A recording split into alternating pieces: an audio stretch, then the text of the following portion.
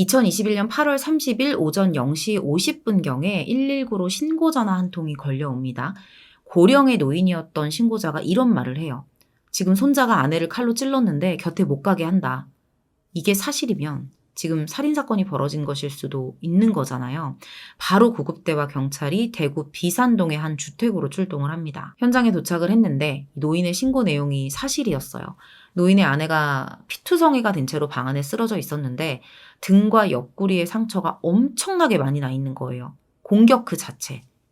당시 신고자는 93세의 김 씨였고요. 사망한 사람은 아내인 77세 성 씨였습니다. 성 씨에게 CPR을 실시하면서 가까운 대학병원으로 빠르게 이송을 했는데 안타깝게도 병원에서 사망하게 돼요. 왼쪽 얼굴, 머리, 팔, 다리까지 몸 전체에 60회 이상의 자창이 나 있고 결정적으로는 이제 칼날이 성 씨의 심장과 폐 부위를 관통을 한 건데 이게 진짜 엄청난 원한 관계가 아니고서야 이런 무차별한 공격이 나오기는 어렵거든요. 범인은 현장에서 바로 체포가 되거든요. 몸에 묻어있는 피를 닦고 나서 나오다가 이제 경찰에게 검거가 됐는데 놀랍게도 이 신고자인 할아버지의 진술대로 범인의 정체가 이들의 손자였습니다. 더 충격적인 건 당시 나이가 고등학교 3학년, 19살이었다는 거예요. 더 충격적인 게 있어요. 당시 17살이었던 동생도 이 범행에 가담을 했었다는 겁니다. 발생한 지 얼마 안 된 사건이에요. 2021년 당시에 고등학생 형제의 잔혹한 존속살인이라는 타이틀로 꽤 크게 다뤄졌던 사건이거든요. 어떤 이유로 자신의 친할머니를 이렇게까지 잔인하게 살해한 건지 준비한 내용 지금부터 들려드릴게요. 범행 동기가 너무 충격적이었어요. 형 A, 지금부터 A라고 부를게요. A가 밝힌 내용인데 할머니를 살해한 이유가 고작 잔소리 때문이라는 거예요. 할머니가 평소에 잔소리를 많이 하고 심부름을 시켜서 짜증이 나서 홧김에 죽였다. 이 동생 B는 할머니를 죽이자는 A의 제안에 묵시적으로 합의하고 살인이 발생하는 동안 곁에서 형을 도왔던 것으로 밝혀집니다. 대구 서부경찰서는 두 사람에게 각각 존속살해와 존속살해 방조 혐의로 구속영장을 청구했고요. 취재진들 앞에 서게 돼요. 할머니에게 하고 싶은 말 없느냐, 범행 후회하지 않느냐, 사전에 계획을 한 거냐, 이런 질문들이 계속해서 쏟아졌는데 아무 대답도 하지 않습니다. 할머니가 부모 대신에 이 형제를 키웠었거든요. 이 형제의 부모는 큰아이인 A가 초등학교 2학년일 때 이혼을 했어요. 아버지는 집을 나가서 연락이 끊깁니다. 이후에는 친엄마랑 같이 살았었는데 초등학교 3학년이었던 A, 큰아이죠. 컴퓨터 게임에 빠져서 밥을 제대로 먹지 않는다는 이유로 이제 야구방으로 상해를 입혀요. 이 사건으로 형제의 친할머니가 경찰에 진정서를 제출하면서 친권이 아버지 쪽으로 넘어오게 된 거죠. 그러다가 다시 친엄마가 형제를 양육을 하게 되는데 이때도 또 문제를 저지르면서 아동복지법 위반 혐의로 1년간의 보호관찰 선고를 받게 돼요. 그리고 다시 조부모에게 맡겨지게 됩니다. 일단 되게 이 두 형제가 불안정한 삶을 살아오기는 했었어요. 어느 곳에 맡겨지든 계속해서 겪지 않아도 될 일들을 겪어왔으니까요. 사실상 친엄마랑 살았던 1년이라는 시간을 제외하면 약 9년이라는 기간 동안 조부모와 함께 살았던 거예요. 문제는 이 환경이 너무너무 가난하고 힘들었다는 겁니다. 아빠는 집을 나갔지. 어떻게 할 수 있는 상황이 아니었던 거예요. 사망한 할머니 성 씨는 2007년 9월, 그리고 할아버지는 2001년 2월에 신체장애 판정을 받아서 몸이 성치 않은 상태였어요. 돈벌이 자체를 할 수가 없잖아요. 그러다 보니까 기초생활수급 가정으로 지정이 돼서 네 사람이 매달 185만 원 가량의 돈으로 살아가요. 이렇게 36년이나 된 낡고 좁은 집에서 살았는데 이 두 형제가 평소에 이렇게 사는 게 너무너무 지긋지긋하고 싫었다는 거예요. 그리고 그 원망이 고스란히 할머니, 할아버지에게 향합니다. 형 A는 고3인데도 공부는 전혀 안 했고요. 새벽까지 폰게임만 주구장창 하면서 시간을 보냅니다. 할머니 입장에서는 뭐 공부하라는 말까지는 못하더라도 밤늦게까지 게임하지 말아라. 이 정도는 말할 수 있는 거잖아요. 어쨌든 보호자니까. 근데 이런 소리고 뭐고 다 듣기 싫고 다 싫었던 거예요. 할머니가 하는 말들은. 그리고 급식카드를 주면서 이제 편의점에 가서 음식을 사오라는 심부름을 할머니가 할 때면 그게 너무 싫었다는 겁니다. 내가 가난해서 이 카드를 들고 음식을 사는 이 처지 자체가 너무 부끄러웠다는 거예요. 왜 나는 맨날 이 급식카드 따위로 연명을 해야 되는 걸까? 이거 가지고 계속 할머니랑 싸웁니다. 사건 발생 전날에도 이걸 가지고 할머니랑 말다툼을 했었어요. A가 계속해서 뭐 커피만 먹고 있는 거예요. 할머니 입장에서는 손자가 영양가 없는 커피만 계속 먹고 있는데 카드가 있으니까 이거 가지고 가서 뭐 편의점에서 네가 도시락을 사 먹든 삼각김밥을 사 먹든 어쨌든 밥이 되는 걸 먹지. 그러니까 이런 식으로 잔소리를 했거든요.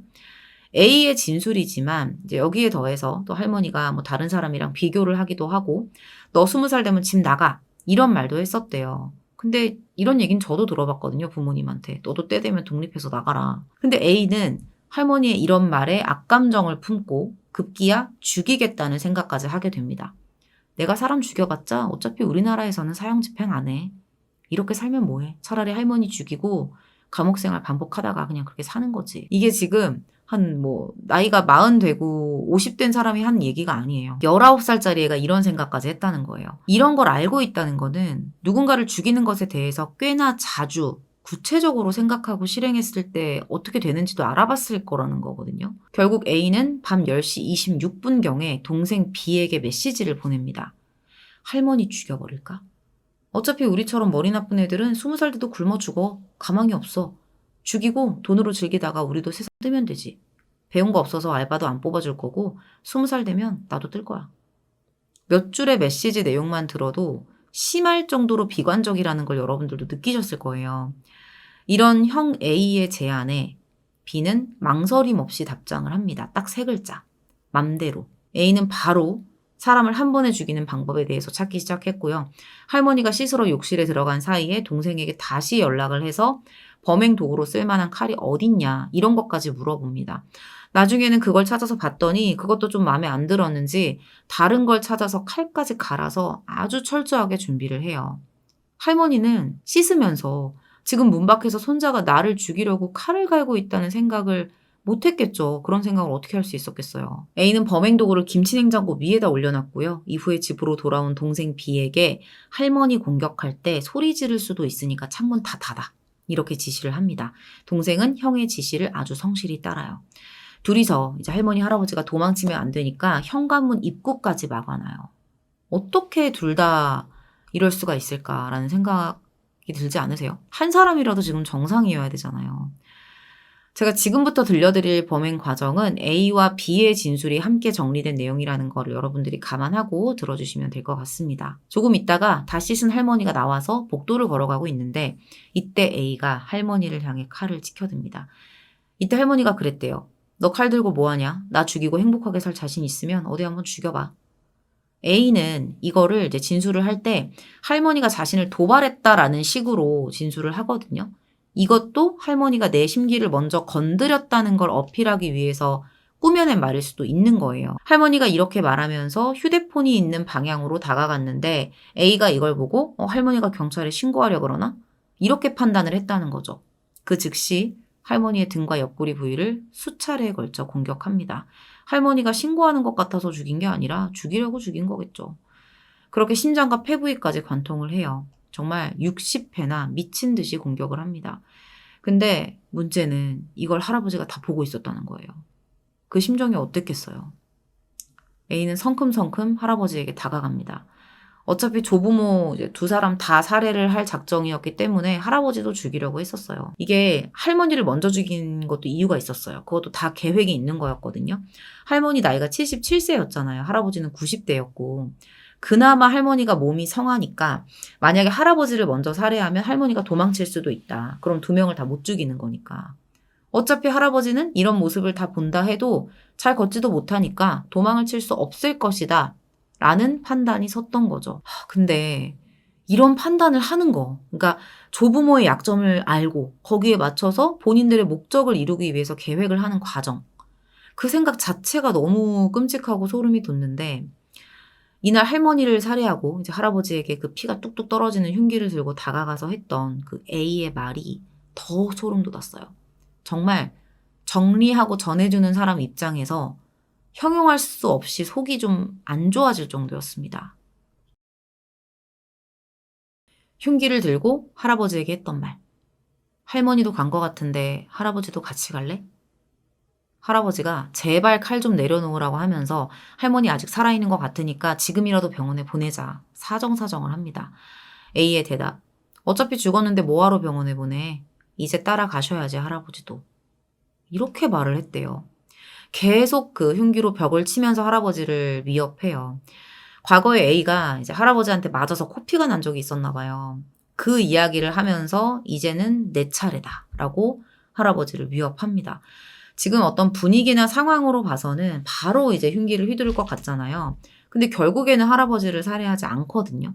할아버지가 막 손을 빌면서 싹싹 빌면서 잘못했다고 사과를 하기도 했지만 옆에 있던 동생 B가 막 울면서 할아버지 죽이지 말라고 이렇게 사정을 했던 거예요. 어쩌면 B군은 할머니가 끔찍하게 살해되고 나서야 본인들이 하려고 했던 짓이 뭐였는지 자각한 건 아니었을까라는 생각도 저는 잠깐 들더라고요. 형제는 곧장 바닥에 있는 핏자국을 지우기 시작했고요. 냄새를 없애기 위해서 다량의 향수까지 뿌립니다. 이후에 A는 샤워를 하러 들어갔고 그동안 할아버지가 신고를 하면서 도착한 경찰에게 체포가 된 거죠. 모든 상황이 종료되고 난 후에 A가 과연 반성을 했을까? 제정신으로 돌아왔다면 조금은 후회하지 않을까 좀 궁금해지는데 전혀 반성을 하지 않아요. 오히려 할머니를 죽이지 않았더라면 내일도 똑같은 삶을 살 수 있었을 텐데 그러지 못한 점이 아쉽다. 이미 엎질러진 물이니 추해지기 싫어서 반성한단 말은 하기 싫다. 더는 웹툰을 보지 못해 아쉽다. 라는 말을 합니다. 이 정도면 평소에 이 A와 B, 이 형제에게 본인들만이 가지고 있는 문제가 없다고 볼 수가 없겠죠. 형제의 이웃들과 지인들은 이들에게 불안과 분노 조절 장애가 심해서 사람들과 전혀 어울리지 못했다라고 이야기를 해요. 특히 A는 학교에서 특수학급반에 다니다가 대구의료원에 강제 입원을 당해서 3개월 동안 정신병원에서 치료를 받았던 적도 있었습니다. 이후에 항우울제 처방을 받았지만 꾸준히 복용하지 않았던 것으로 드러나요. 동생 B는 학교에서 교사에게 의자를 던지면서 위협을 하고 욕을 하다가 강제 퇴학 처분을 받았을 정도였고요. 이미 주변인들에게는 이제 문제아로 낙인 찍힌 형제였어요. 할머니는 형제가 사고를 칠 때마다 학교에 쫓아가고 경찰서에 불려가고 막 이랬었고요. 살면서는 거의 지금 아까 사진 보셨겠지만 덩치가 꽤 커요. 거의 조부모가 이 덩치 큰 손자들 눈치를 보면서 살 정도였다고 합니다. 사실 이 밖에 다른 문제들로 A와 B 모두 충동조절 장애의 일종인 간헐적 폭발장애 진단을 받았었거든요. 근데 이전에 받아왔던 심리 상담 기록을 보면 폭력성이 아주 심각한 편은 아니었고 단순 폭력 사범이나 주의력 결핍 환자들에게 나타나는 그 정도 수준으로 평가가 됐었어요. 이 정도면은 둘 다 심신미약 아니냐 말씀하실 수 있는데 일단 검찰은 두 사람이 심신미약 상태에 있었던 건 아니라고 판단을 합니다. 재판에서는 또 어떨지 모르겠지만요. A 같은 경우에는 조사받을 때 어떻게 저럴 수 있을까 싶을 정도로 되게 뻔뻔했어요. 근데 또 재판부에는 2번이나 반성문을 냅니다. 돌아가신 할머니와 할아버지 및 가족에게 진심으로 죄송하며 앞으로 새로운 삶이 주어진다면 평생 반성하며 노약자들에게 친절을 베풀며 살겠다. 노인을 60번이나 찔러 죽인 살인자가 노약자에게 친절을 베풀면서 살겠다라는 게 대체 무슨 소린지. 검찰도 이 반성문의 내용이 진실인지 의문이 든다고 했어요. 검찰은 A에게 무기징역, 전자장치 부착 30년, 야간 외출 제한 및 보호관찰 5년을 청구했고요. B에게는 장기징역 12년, 단기 6년형을 구형을 합니다. 최후 진술에서 A는 급식카드를 가지고 다른 사람이 보는 앞에서 음식이나 물건을 구매하는 게 창피했고 할머니가 성인이 되면 독립하라고 강조하는 게 큰 스트레스였다. 할머니가 오랫동안 키워주셨지만 사실 어머니와 짧게 살았던 때가 더 좋았다. 하지만 할머니와 살면서 가장 고마웠던 일은 아프면 병원비를 내주시고 필요한 것을 사주신 일이다. 가족들에게 정말 죄송하다. 라고 말하면서 눈물을 보이기도 했습니다. 동생 B는 범행 당시에 형이 눈빛이 너무 무서워서 적극적으로 형을 말리지 못한 것이 후회된다. 어릴 적 할머니의 잔소리가 너무 싫어서 죽이는 상상을 해본 적은 있지만 실제로 한 적은 없다. 형도 마찬가지로 말만 하고 실제로 행동으로 할 줄은 몰랐다라고 이야기를 해요. 그러니까 아까 제가 말씀드린 것처럼 이미 그런 생각을 오랫동안 해왔던 거예요. 그러니까 우리나라는 사형 못 시킨다, 사람 죽여도 사형 못 시킨다 이런 얘기를 했었겠죠. 그 어린애들이. 1심 재판부는 A에게 장기 12년, 단기 7년, 검찰 구형보다 낫죠. 이렇게 선고를 했고요. 위치 추적 전자장치 10년 부착 및 폭력 및 정신치료 프로그램 80시간 이수를 명령합니다. 두 형제 모두 불투명한 미래, 낮은 포부가 연합된 심리 상태에서 할머니의 언행을 일순간 공격으로 받은 우발적 범행의 성격이 강하다는 거예요. 그리고 과거 A 두 사람의 불우한 가정 환경에 대해서 언급을 하면서 충분히 교화와 개선의 여지가 있다고 판시를 합니다. 동생 B에게는 징역 2년 6개월 및 집행유예 3년 선고와 폭력치료 및 정신치료 각각 40시간씩 명령을 해요. B에 대해서 재판부는 범행을 인정하면서 반성하고 있고 평소 형에 대한 의존도가 컸던 것으로 보인다. 범행 당시에 무서움에 떨면서 방에 들어가 있기도 했고 형이 할아버지까지 죽이려 하자 울면서 이를 만류하는 등 결국 이로 인해 A군이 살인을 중지하게 된 결과가 됐으니 범행에 결정적인 기여를 했다고 볼 수 없다는 양형의 이유를 밝힙니다. 이후에 재판 결과에 따라서 이제 B는 석방이 됐어요. 재판장이 판결 내리고 나서 자전거 도둑이라는 책을 두 사람에게 선물을 하거든요. 책 내용이 물질 만능주의에 젖은 어른들 속에서 양심을 지키려고 애쓰는 어떤 소년의 이야기인데 이걸 주면서 말을 해요. 이번 사건은 우리 재판부에서도 고민이 되게 많았었다. 이 책을 읽으면서 너희들의 행동을 되돌아보고 삶에 희망을 갖고 앞으로 어떻게 살지를 고민해봐라. 근데 반전. A가 1심 판결에 불복하고 바로 항소장을 제출합니다. 항소가 기각되긴 했지만 왜 항상 살인을 저지르고 반성한다고 하는 그들이 항소를 하는 걸까? 좀 의문스럽습니다. 이 사건은 1심 판결 이후부터 비판이 엄청났어요. 이렇게 잔인한 존속살인을 저질렀는데 피의자들이 미성년자라는 이유만으로 환경, 봐줘, 정신상태, 봐줘, 초범인 거, 봐줘, 원래 나쁜 애가 아니라는 식의 이런 상식 밖의 판결을 내렸다라는 거죠. 재판 내용이 워낙 길다 보니까 제가 줄줄줄 다 읽어드리지는 못했지만 결국 정리하면 양형의 이유가 그런 내용인 거고 사건을 접한 이들의 반응도 당연해 보여요. 사실 이 사망한 할머니 잔소리도 많이 했고 비교도 많이 하고 또 무뚝뚝했지만 손자 사랑이 지극했다고 해요. 그러니까 친모에게 아이들이 그런 일을 당했을 때 진정서까지 제출을 했겠죠. 손자들에게 직접 사랑한다라는 말은 못해도 메시지로 그 마음을 자주 전달하기도 했었고요. 비가 오면 본인도 움직이기 힘든 그 몸을 이끌고 우산을 들고 손자들을 데리러 가기도 했습니다. 고모를 통해서 매주 용돈을 쥐어주던 사람 역시 할머니였어요. 진짜 가슴 아픈 건 범행 이후에 A의 집 옥상에서 발견이 돼요. 지금 보고 계시는 사진, 빨랫줄에 걸려있는 A의 교복이거든요. 이 사건 다음 날이 등굣날이라서 할머니가 손자 교복을 손수 빨아서 이렇게 널어놨던 거죠. 다음 날 입고 가라고. 손주 깨끗하게 입으라고 비누 풀어서 빡빡 문질러서 널어놓고 결국에는 손주가 휘두른 칼에 세상을 떠난 이건 정말 뭐라고 표현할 수가 없을 정도로 참담한 사건인 것 같습니다. 오늘 준비한 내용은 이렇게 마무리하도록 하고요. 저는 다음 사건으로 다시 찾아뵙겠습니다. 시청해주셔서 감사합니다.